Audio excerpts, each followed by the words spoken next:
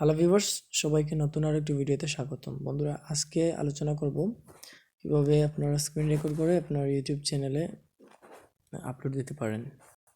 Screen রেকর্ডটা কোন apps দিয়ে করবেন সেটা।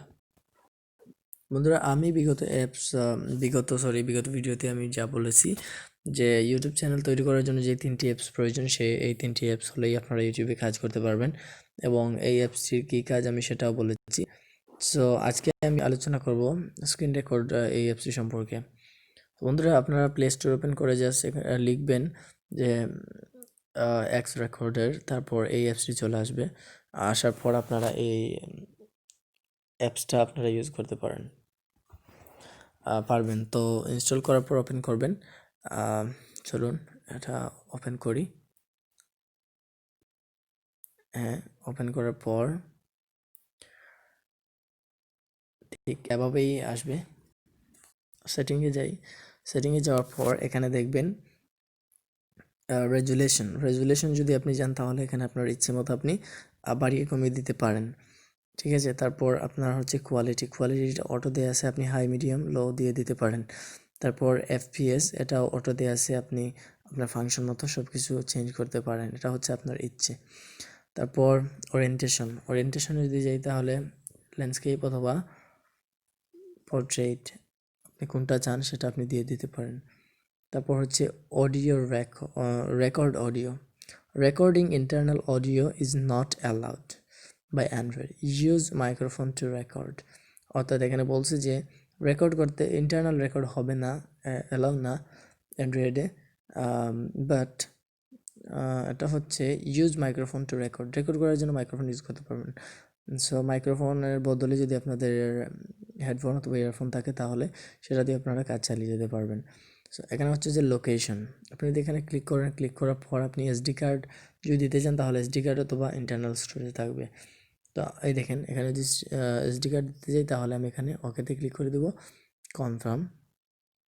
এই দেখেন এটা কিন্তু এসডি কার্ডে সিলেক্ট হয়ে গেছে, এই দেখেন এসডি কার্ডে। সো তারপর হচ্ছে রিপেয়ারিং সিস্টেম, এটা অন করা আছে। তারপর হচ্ছে এটা যেভাবে আছে সেভাবেই রাখবেন।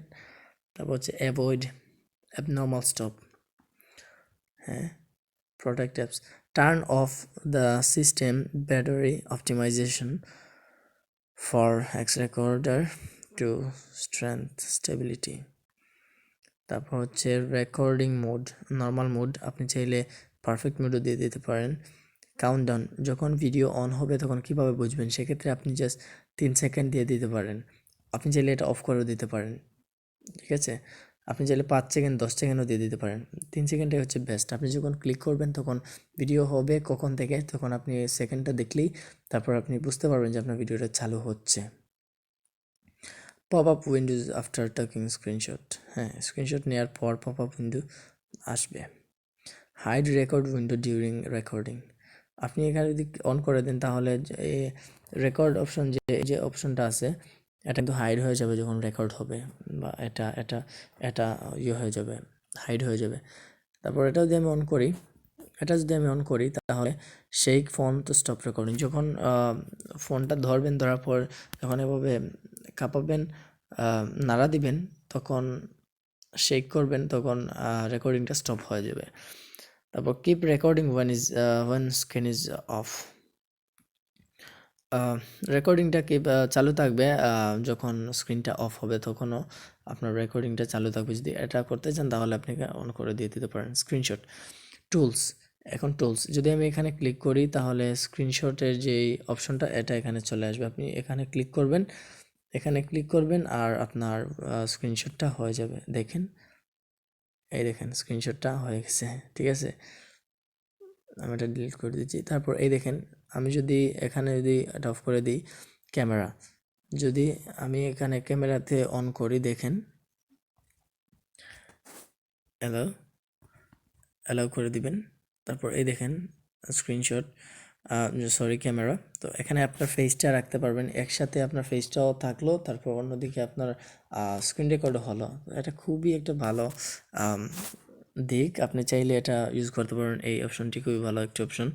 তারপর হচ্ছে ব্রাশ, ব্রাশে আপনি ক্লিক করবেন, তারপর ব্রাশ চলে আসলে আপনি যদি এখানে ব্রাশে ক্লিক করেন, এখানে ক্লিক করার পর আপনি এভাবে দেখাতে পারবেন। দেখুন বন্ধুরা, এই যে টুলস অপশন, এখানে স্ক্রিনশট দেখালাম, ক্যামেরাও দেখালাম, ব্রাশের কী কাজ সেটাও দেখালাম।